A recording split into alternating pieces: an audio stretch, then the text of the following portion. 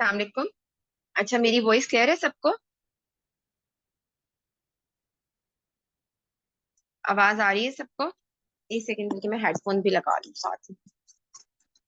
ठीक है। अच्छा, आज हमने जो है वो 121 एमसीक्यू से स्टार्ट करना था। हमारा एमसीक्यू नंबर 121 आपके पास शो भी हो रहा होगा। 85 पेज नंबर है न्यूरो का। 40 years old male with myasthenia gravis presented to the emergency department saying she forgot to take her medications. On examination, she has trouble lifting her arms above her head and severe ptosis of her left eye. She had mild dysphonia but no respiratory distress, and her pulmonary function tests were normal. Which one of the following is the most appropriate treatment? अच्छा, अब इस condition में आपके पास जब एक्सासर्बेशन हो जाए ना myasthenia की, तो फिर आपके पास दो चीजें ही आती हैं। या तो आप स्टीरॉइड से दो, प्लाज्मा एक्सचेंज करा दो, इंट्रावेनस इम्यूनोग्लोबुलिन। अच्छा, स्टीरॉइड्स आपने कब अगर आप आईसीयू सेटिंग में नहीं दोगे तो वर्सन कर देंगे वो। तो स्टीरॉइड्स पहले अवॉइड करने होते हैं। एक्सासर्बेशन में आपने जो है ना सिर्फ इम्यूनोग्लोबुलिन और प्लाज्मा एक्सचेंज का ही ऐसा रोल है। और जब एक बार पेशेंट स्टेबल हो जाए और इस पे बेहतरी नहीं आ रही बाकी ड्रग से, तो फिर स्टीरॉइड्स आप शॉर्ट टर्म के लिए दे सकते हो। वरना एक्सासर्बेशन में आपने जो है ना यही चीजें देनी है। 122 एमसीक्यू है। 66 years old women presented with double vision for 2 months। अच्छा, इस तरह का एक सिनेरियो भी है पास मेडिसिन या पास टेस्ट में ना। स्टीरॉइड्स का उन्होंने बताया हुआ है कि स्टीरॉइड स्टार्ट किए पेशेंट को किसी भी जो है ना उससे बेहतरी नहीं आ रही थी इम्यूनोसुप्रेसेंट से। स्टीरॉइड स्टार्ट किए तो एकदम से उसका ना वर्सन हुई कंडीशन। तो इसी वजह से आप फ्लेयर में जो है ना स्टीरॉइड इसमें अवॉइड करते हो स्टार्ट में। अच्छा, 122 एमसीक्यू है। 66 years old women with double vision for 2 months, she said that she has some trouble untying her shoes and brushing her teeth at night. Antibodies against the acetylcholine receptor were positive. Which one of the following is the most appropriate treatment? अभी देखिए, इसका कोई ऐसा flare नहीं है, कोई drug trial उसने नहीं ली, तो इसमें आपके पास पाइलोस्टिगमिन जो है ना वो फर्स्ट लाइन है। उससे ट्रीटमेंट स्टार्ट करना है। नेक्स्ट एमसीक्यू हमारे पास है 123। 45 years old woman with myasthenia gravis was treated with pyridostigmine 60 milligram 4 times daily। अच्छा, आप लोग कौन सा ब्रांड यूज करते हो?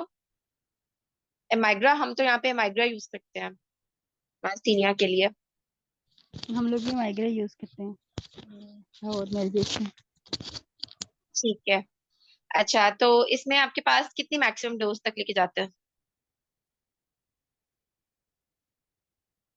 एमाइग्रा की कितनी डोज देते हो अगर एकदम से पेशेंट आ जाता है सेवेरिटी के साथ?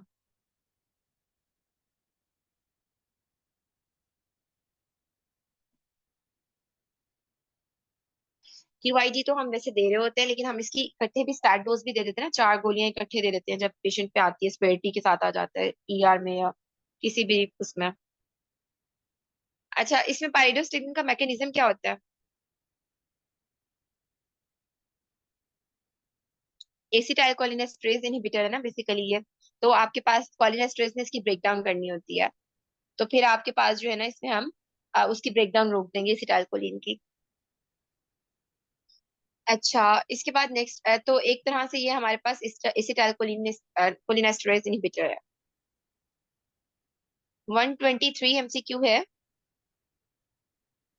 45 years old women with myasthenia gravis was treated with pyridostigmine 60 milligram। वही 60 milligram की वाईडी दे रहे हैं आप उसको।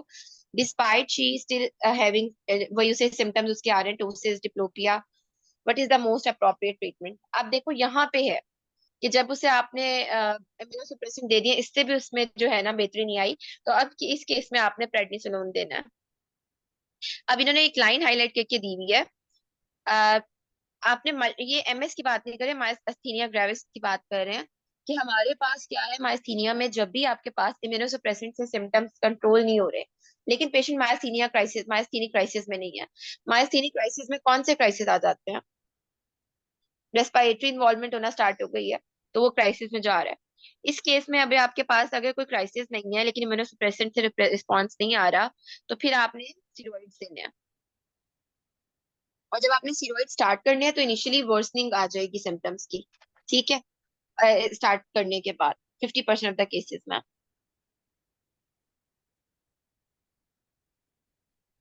124 MCQ है. 45 years old women with myasthenia gravis was treated with pyridostigmine 60 milligram 4 times daily. अब प्रेडनिसोलोन भी ले लिया उसने और अब हमारे पास पायरिडोस्टिग्मिन भी ले लिया. अब हम नीचे आ जाते हैं कि फिर भी उसके सिम्टम्स से कंट्रोल हो रहा है.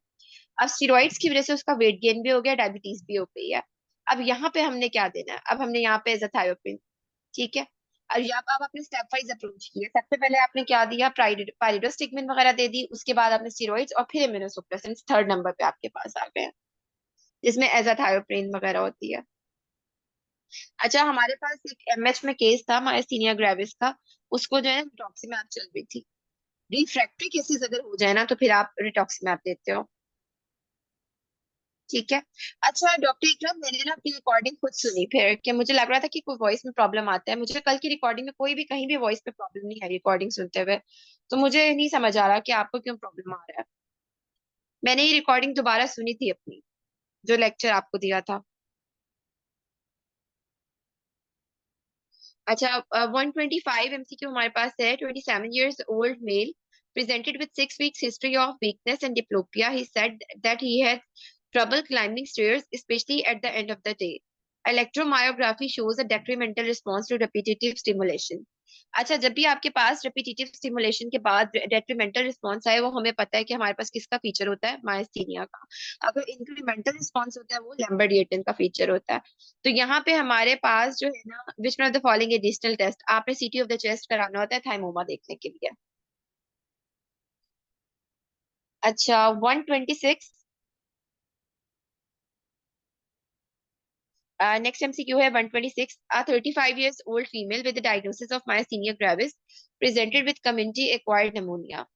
Which one of the following antibiotics should be avoided? अच्छा, मैंने आपको बताया था कि इसमें हमारे पास जो मायस्थीनिया ग्रेविस है, लिथियम है, सोराइसिस है. इसके साथ जो है ना कुछ ड्रग्स ऐसी हैं जो कि एक्सासर्बेशन करती हैं इसकी. कोई मुझे बताएगा सोराइसिस में कौन कौन सी थी? हाँ जी, कौन बताएगा? सोराइसिस की ड्रग कौन कौन सी थी जो कि वर्स्टिंग कर रही थी? Beta blockers. हाँ जी, और? हाइड्रोक्सीक्लोरोक्वीन. हाँ जी, एंटी मलेरियल्स थी, एनसिड्स थे, और? Lithium. Sudden withdrawal of systemic steroids. अब आपने करना क्या है? आपने नोट्स बनाने हैं, या कोई भी एक बंदा कल करेगा. मायस्थीनिया की ड्रग्स, लिथियम की ड्रग्स, और साथ में जो है ना हमारे पास तीसरी थी सोराइसिस. इनकी ड्रग्स बहुत मिलती जुलती हैं आपस में. तो इनमें ड्रग ऑफ चॉइस भी आ जाती है ब्लड प्रेशर के लिए. तो ये आप इकट्ठे करके लिखोगे ना तो आपको एंड पे रिवाइज करना आसान होगा. अच्छा, अब यहाँ पे तो हमारे पास ये है. इसमें आपके पास कौन कौन सी? C2A2. निमोनिक में आपके पास सी से सिप्रोफ्लॉक्सासिन और सी से कोलेस्टीन हो गया. A2 में एमिकासिन हो गई और एम्पिसिलिन हो गई. ठीक है. और फिर इसके साथ जो है ना PGA. अब हमारे पास पोलीमाइसिन. जी से हमारे पास जेंटामाइसिन और ए से एमिकासिन. C2A2 PGA, ये निमोनिक है इसका. नेक्स्ट एमसीक्यू हमारे पास है 127. 33 years old male presented with 3 days history of weakness and that started in his feet, progressed up to the legs. She had trouble walking. He had a stomach virus the week prior. On examination, he could barely lift his legs off the bed, and there was some weakness of his hands. His deep tendon reflexes are absent. Which one of the following is the most likely diagnosis? अब ये हमारे पास ए reflexia आ गया है, और stomach virus आपको पता है जो कि डायरिया वगैरह के बाद होता है हमारे पास. तो जीबीएस की टिपिकल हिस्ट्री है. जीबीएस में आपके पास कितनी डोज में आप देते हो इम्यूनोग्लोबुलिन? ये फेवरेट क्वेश्चन होता है एग्जामिनर्स का. हाँ जी, 450 mg पर केजी. 400 mg. 400 mg पर केजी. बिल्कुल ठीक है. तो ये जीबीएस में आपने देनी होती है. कितने दिन के लिए देते हो? और आईटीपी में आईवी इम्यूनोग्लोबुलिन किस डोज में 10 होती है? days. 5 डेज के लिए. और आईटीपी में डोज डिफरेंट है, 2 ग्राम है पर केजी. नहीं, वो प्रेडनिसोलोन है डॉक्टर सर, जो 1 मिलीग्राम पर केजी है ना. अच्छा, 128 MCQ हमारे पास है. Which one of the following cranial nerves most likely to be affected in GBS patients? Facial nerve ना, facial nerve GBS में commonly involve होती है। ये एक ना मेरे साथ एक कोलीग थे, वो बता रहे थे कि उनका ना केस आया bilateral facial nerve palsy, Bell's palsy थी। तो उससे पहले जो परफॉर्म कर रहा था, अक्सर आपके पास ना रेस्टिंग स्टेशन आ जाता है, तो उन्होंने जाके लाइम डिजीज बोल दिया। कॉज में तो बायलैटरल फेशियल नर्व पॉल्सी में लाइम डिजीज भी आता है, तो उन्होंने लाइम डिजीज बोल दिया। सारा वाइवा उनके लाइम डिजीज पे स्टार्ट हो गया। तो लाइम डिजीज पे मतलब बहुत बुरा वाइवा हुआ उनका। तो आपने, ये भी ट्रिकी क्वेश्चन होता है कि आपने वहां पे जो केस आपको अच्छा सा आता है ना डिफरेंशियल, आप वही चीज बोलो। तो जो उन्होंने सोचा कि जब इस पे वाइवा अच्छा नहीं हुआ, जब वो सुन रहे थे, तो उन्होंने कहा नेक्स्ट, उन्होंने जाके जो है ना वो जीबीएस बोला। तो जीबीएस में उनका वाइवा बहुत अच्छा हो गया, वो पास थे। नेक्स्ट एमसीक्यू हमारे पास है कि 129, which one of the following physical exam findings is most likely to be seen in a patient with acute inflammatory demyelinating polyneuropathy? आपको पता है इसका सबसे कॉमनेस्ट साइन होता क्या है? Absent tendon reflexes, areflexia. अच्छा, जीबीएस की कितनी टाइप्स हैं फर्दर? हाँ जी, बिल्कुल ऐसे होता है Two. मदिया, लेकिन आपको वहां पे बहुत अपने दिमाग खोल के रखने पड़ते हैं।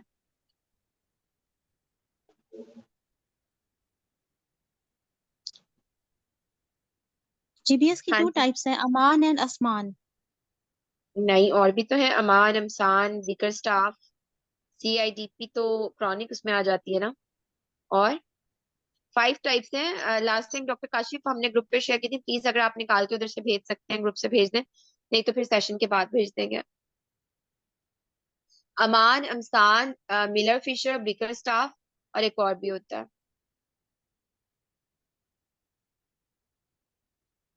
अच्छा, नेक्स्ट एमसीक्यू हमारे पास है 130। 35 years old woman with double vision and weakness for 3 days. On examination, he has both limb and truncal ataxia, as well as complete paralysis of his eye movements. He has no reflexes. Which one of the following antibodies is most likely to be present? आपको पता है ये एरिफ्लेक्सिया, ataxia और थैल्मोप्लेजिया Miller Fisher का क्या है? Tried पूरा हो रहा है, तो इसमें आपके पास कौन सी एंटीबॉडीज होती हैं? Anti GQ1B। अच्छा, लास्ट टाइम जब हमारा क्लिनिकल एग्जाम था ना, तो एक पेशेंट था जो कि सबको फेल करा रहा था। मिलर फिशर था उसको ना। अब जिसने उसके चार्ट पे देखा हुआ था मिलर फिशर, वो उसको एग्जाम में बोल देते थे मिलर फिशर। लेकिन इस टाइम हालांकि वो रिकवर कर चुका था, सिर्फ उसका निस्टैग्मस बच गया था। तो निस्टैग्मस तो आपके पास कई कॉजेज में, सेरिबेलर सिंड्रोम में भी आ सकता है। तो वो सुनना सेरिबेलर सिंड्रोम चाह रहे थे, क्योंकि अब आप सपोर्ट नहीं कर सकते, ये रिफ्लेक्सिया उसका बेहतर हो गया था प्लाज्माफेरेसिस के बाद।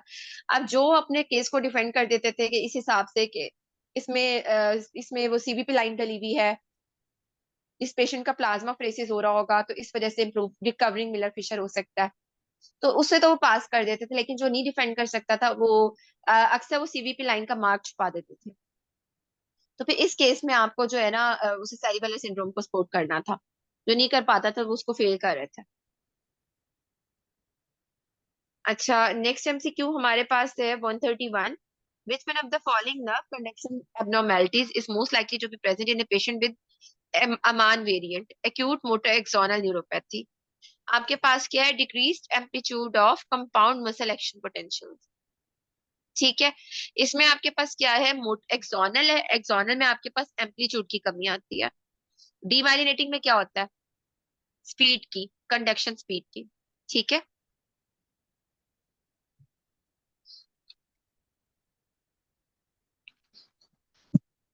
नेक्स्ट एमसीक्यू है 132।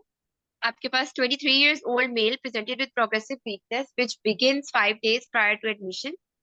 He had a history of gastrointestinal illness 2 weeks back. On examination, his legs were weak, which was able to walk and deep, though he was able to walk and deep tendon reflexes were absent. आपको पता चल गया, typical history है GBS की। इसमें भी आपने force vital capacity देखनी है। पिछली दफा हमने पिछले बैच में कौन सा किया है? कौन सा सिनेरियो किया था जिसमें फोर्स वाइटल कैपेसिटी देखी थी? किसी को याद है? माइस्थीनिया में किया था हमने, ठीक है।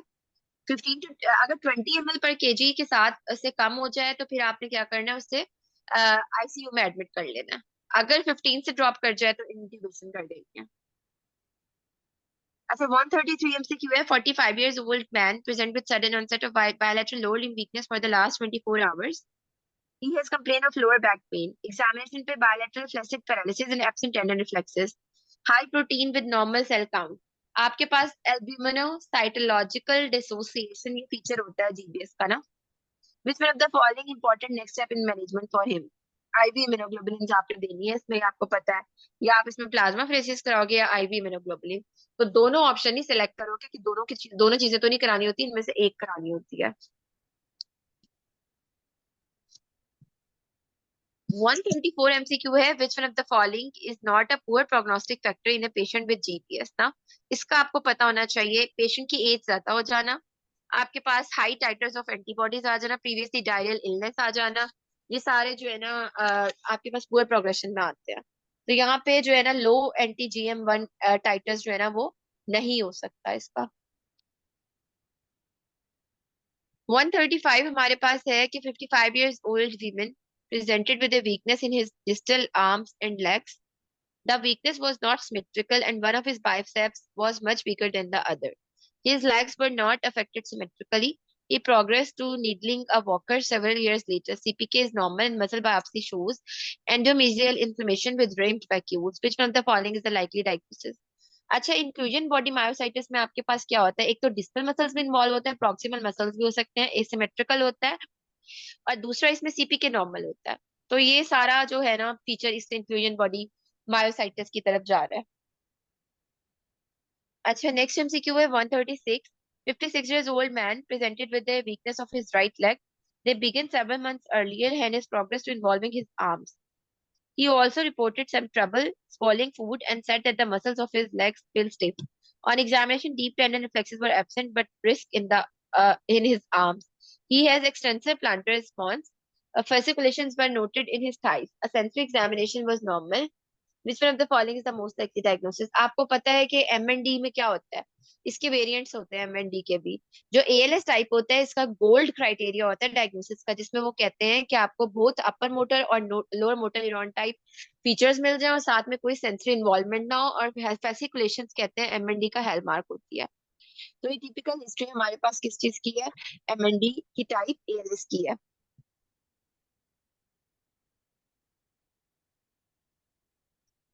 नेक्स्ट हमारे पास है 137. 60 years old woman presented with a lower limb weakness and weakness of her right hand. On examination, weakness है उसकी दोनों legs में, right arm में, और she has mildly dysarthritis. अब उसको मतलब bulbar involvement हो रही है. Her right calf and hand were atrophied, fasciculations were seen. अब reflexes exaggerated हैं, plantars are bilaterally upgoing. Which one of the following drug can be used in this patient? अच्छा, आपको पता है राइलोजोल देते होते हैं, ग्लूटामेट एंटागनिस्ट है ये. अच्छा, अब MND में लेटेस्ट ड्रग कौन सी आई है, पता है किसी को? MND की लेटेस्ट ड्रग जो है ये MH हॉस्पिटल इस्लामाबाद में दे भी रहे होते हैं बहुत सारी. हाँ जी, कौन सी ड्रग है?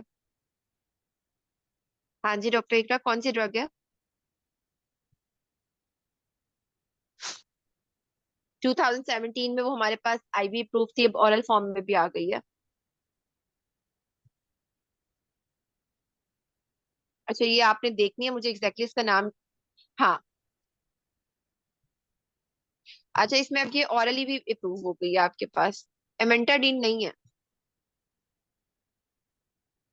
एडाफोरोन. हाँ जी बिल्कुल इसी तरह का ही नेम है. पहले ये जो थी ना ये IV थी, अब ओरल फॉर्म में भी आ गई है. एडेरावोन था या एडेवारोन? एडेरावोन था, मुझे इसका याद पड़ रहा है. ये आप देख लेना, नेट पे निकाल लो इसका मैकेनिज्म तो एग्जैक्ट वर्ड आ जाएगा क्या है. अच्छा, नेक्स्ट MCQ 138 है. Middle year old male presented to you in OPD with complaints of difficulty speaking, eating. On examination, he has exaggerated reflexes and jaw reflex and was unable to protrude his tongue. Which part is the most likely diagnosis? अब इसमें pseudo bulbar policy आ रही है. Bulbar और pseudo bulbar policy के क्या differences होते हैं? जैसे आपके पास जो है ना pseudo bulbar upper motor neuron type होती है, इसमें स्पास्टिक टंग होती है, एक्सेजरेटेड रिफ्लेक्स होता है, जॉ जर्कना, और उसमें इससे ऑपोजिट होता है, फ्लैसिड टंग होती है, और आपके पास बल्बर पॉलिसी जो है लोअर मोटर न्यूरॉन टाइप होती है. Next MCQ 139. 22 years old male patient, they are diagnosed with familial ALS now. Which one of the following genes is likely to be present? Superoxide dismutase होता है। अच्छा, कोई बताएगा superoxide dismutase और किसमें होता है?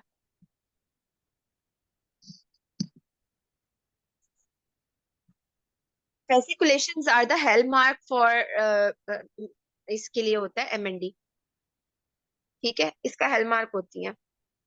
हाँ जी, कौन बताएगा superoxide dismutase, anti copper, anti zinc, superoxide dismutase और किसमें होती है? मॉर्फिया में। ठीक है, मॉर्फिया में भी आपको मिलती हैं। 140, which one of the following conditions is most likely to coexist in a patient with ALS? हमने कहा था MND के साथ किसकी एसोसिएशन थी? बल्बर पॉलिसी में फेसिकुलेशन होगी। Fasciculation lower motor neuron type लेन है ना, तो बल्बर पॉलिसी में होगी।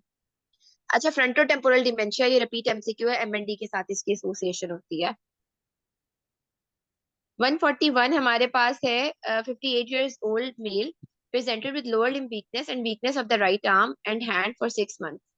Patient has recurrent episodes of pneumonia, fasciculations, atrophy of the small muscles of the hand, exaggerated lower limb reflexes, and extensor plantar. Which one of the following is intervention is indicated for this patient?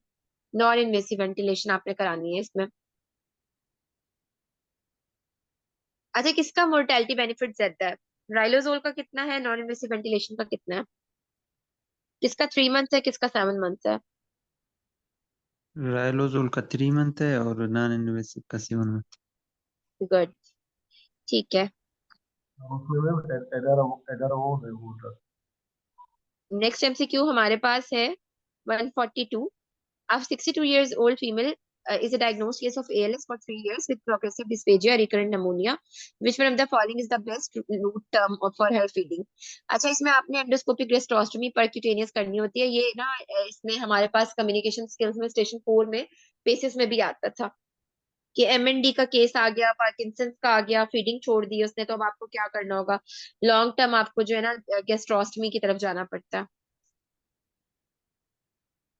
उसको जो है ना इधर pack tube डाल दोगी और feeding जेजुनोस्टमी, तो pack tube prefer करते हो क्योंकि इसकी कॉम्प्लिकेशंस लेस होती हैं।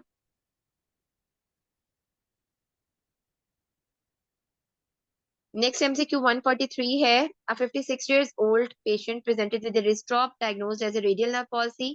Several weeks later उसको foot drop भी हो गया and was diagnosed with a peroneal nerve palsy. Physical examination revealed fasciculations in his hands and the patient complained of cramps. Anti-GM and antibodies were found to be found in his serum. Which one of the following is the likely diagnosis? अच्छा, multifocal motor neuropathy जो है ना आपके पास किसकी DD में आती है? MND की DD में आता है। अब इसके क्या डिफरेंसेस होते हैं इसमें आपके पास? इसमें आपके पास जो है MNN में जो है ना मल्टीफोकल, एक तो मोटर ब्लॉक का कोई वर्ड दिया हुआ होगा, ठीक है, और इसके साथ नर्व पल्सेस आते हैं, जैसे कंडक्शन ब्लॉक का वर्ड जरूर दिया हुआ होगा। और इसमें anti-GM1 एंटीबॉडी ज्यादा आ सकती हैं। और दूसरा ये है कि इसके साथ जो है ना बाकी सारे फीचर्स जो है ना ALS वाले भी हो सकते हैं। अब ये इन्होंने ना जो आगे डिफरेंस दिया हुआ टेबल, वो आपने देखना होगा इसमें कि ALS में और MNN में क्या क्या डिफरेंसेस हो सकते हैं। एक तो मोटर ब्लॉक्स और न्यूरोपैथीज का कॉमन डिफरेंस है।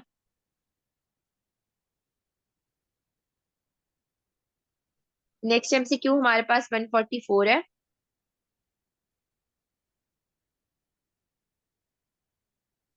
Which one of the following peripheral neuropathy is associated with demyelination?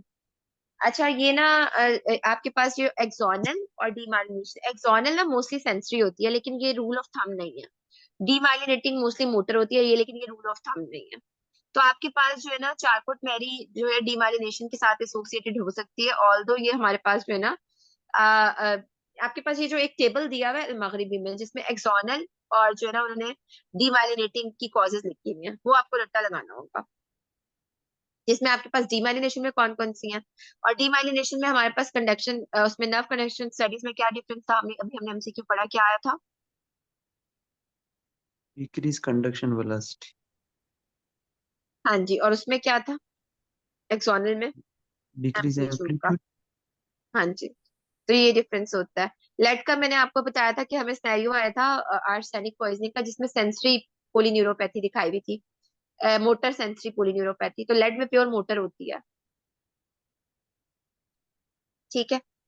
तो ये आगे एक्सोनल और डीमाइलिनेटिंग के आगे बताए हुए फीचर्स। ये अच्छा टेबल जो है ना, ज्यादा अच्छा अल मगरिबी में दिया हुआ है एक्सोनल और डीमाइलिनेटिंग का। नेक्स्ट एमसीक्यू है, which one of the following is the cause of pure motor neuropathy. ये लेड पॉइजनिंग आ गया।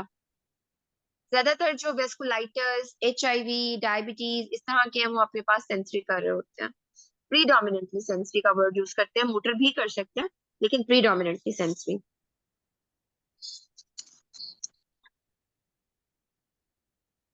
ये आगे इन्होंने कॉजेज बताई हुई हैं कि आपके पास एक्यूट में कौन सी हो सकती हैं, क्रॉनिक में कौन सी हो सकती हैं, ऑटोनॉमिक फीचर्स के साथ कौन सी हो सकती हैं। 146 हमारे पास एमसीक्यू है कि 32 years old IV drug is abuser presented in emergency with acute onset of ptosis, difficulty in swallowing and acute shortness of breath for 8 hours. Examination bilateral ptosis, facial weakness for with 4/5 power proximal muscle of shoulder girdles. Reflexes and all modalities of sensations are normal. अब IV drug abuser में आपको पता है botulism होती है, जब इसमें आपके पास cranial nerve involvement हो जाए और सारी weakness आ जाए। मैंने आपको बताया था ना कि पेसेस में मेरे स्नेक बाइट का केस था, डिप्लोपिया का था। उसमें जिस मतलब एक ही स्टेशन ऐसा था जो मेरा बुरा हुआ था। उसमें पेशेंट जो है ना, वही डिप्लोपिया के साथ उसको प्रॉक्सिमल मसल वो बता रही थी वीकनेस भी स्टार्ट हो रही है। एक्यूटली हुआ था, फार्मर था, वो फार्म में वर्क कर रहा था। लेकिन मैंने उसके और मैंने बार बार बोला कि फूड पॉइजनिंग है, स्नेक बाइट की तरफ मेरा ध्यान नहीं गया। मैंने उसमें बॉचुलिज्म भी बोला था एक डिफरेंशियल में। ठीक है, तो बॉचुलिज्म में भी डिप्लोपिया और ये चीजें आती हैं, माइस्थीनिया की डीडी में आता है ये। 147 है, which one of the following is the most common type of diabetic. ये ना आपसे उसमें भी पूछते हैं क्लिनिकल में भी। ये distal symmetrical sensory motor neuropathy, वो कहते हैं most common type of diabetic neuropathy का एग्जामिनेशन करें। 148 है कि the parents of A 7 year old boy he had difficulty in walking, noticed कि ऐसे difficulty in walking and fatigued easily. He has trouble standing from a sitting to standing position. ये आपके पास जो है ना, क्या साइन है, प्रॉक्सिमल मायोपैथी का। और एग्जामिनेशन हाइपरट्रोफिक काफ मसल्स डिस्पाइट वीकनेस। अब आपके पास क्या है, इसमें एज ऑफ प्रेजेंटेशन इसकी 7 years है। तो आपके पास ये बेसिकली डुशेन मस्कुलर डिस्ट्रोफी है आपके पास। डुशेन और बेकर्स के क्या डिफरेंस होते हैं, कौन बताएगा? एज रिलेटेड डिफरेंस होता है एक तो। वेरी गुड, हाँ जी होता है। क्या डिफरेंस होता है उसमें? आई कौन सी थिंक पहले बेकर होती है? ज्यादा अर्ली एज में होता है। नहीं, डुशेन अर्ली में होता है, बेकर्स 10 to 15 में भी हो सकता है। ठीक है। अच्छा। अच्छा, 149 हम्म। हमारे पास है और ये एक्स लिंक्ड है हमारे पास ना, इसीलिए कहते हैं कि ट्यूशन का यस। पेशेंट अर्ली एक्सपायर कर जाता है। 149 है, which one of the following conditions is most likely to occur in patients with Duchenne muscular dystrophy. ये आप सबको ही पता है, कार्डियोमायोपैथीज हो सकती हैं। लास्ट एमसीक्यू आज का हमारा 150, 42 years old man presented with involuntary uncontrolled movements of his arms and legs that flowed randomly from one part of the body to another। ये जिस तरह के जो है ना कोरियर कोरिया टाइप मूवमेंट्स हो रही है उसको। on physical examination irritable had trouble keeping his tongue protruded। His father died at the age of 54 from dementia। Family history भी पॉजिटिव आ गई। तो बेसिकली क्या है, ये हंटिंगटन डिजीज है। अच्छा, हंटिंगटन में कौन सा ट्राई न्यूक्लियोटाइड जीन सीक्वेंस आता है, रिपीट होता है? CAG। CAG। इसको आप नोट डाउन कर लो। हंटिंगटन में CAG, फ्रेडरिक्स में GAA गा, मायोटोनिया में CTG और फ्रेजाइल में CGG। ये मैं आपको पिक्चर भेज देती हूँ इसकी आपके ग्रुप पे ही, या कोई नोट डाउन करके भेजता है। हंटिंगटन में CAG, प्लीज ये कोई ग्रुप पे ही लिखते हैं, एक साथ ही लिखते हैं, फिर याद रह जाता है। फ्रेडरिक्स में GAA गा, मायोटोनिया में CTG, फ्रेजाइल में CGG। चलें, इसके साथ हम सेशन एंड करते हैं, कल इंशाल्लाह न्यूरो कंप्लीट करते हैं। मैडम काइंडली ये ग्रुप में वो लिख लेना, ये रिपीट नहीं होगा। अच्छा, मैं कोई भी लिख दे, मैं दोबारा बोल रही हूँ इसको, प्लीज लिख दे। इसको कोई भी, हंटिंगटन का सैक CAG, फ्रेडरिक्स का GAA, मायोटोनिया का सीटीजी, फ्रेजाइल का सीजीजी।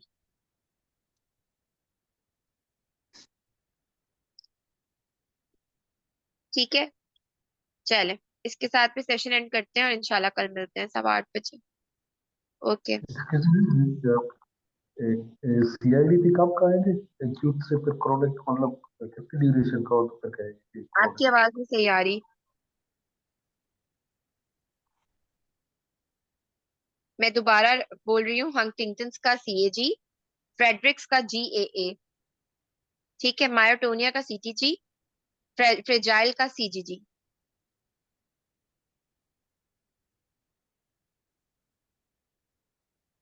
चले मैम फ्रेजाइल का सीजीजी, फ्रेडरिक्स का जीएए।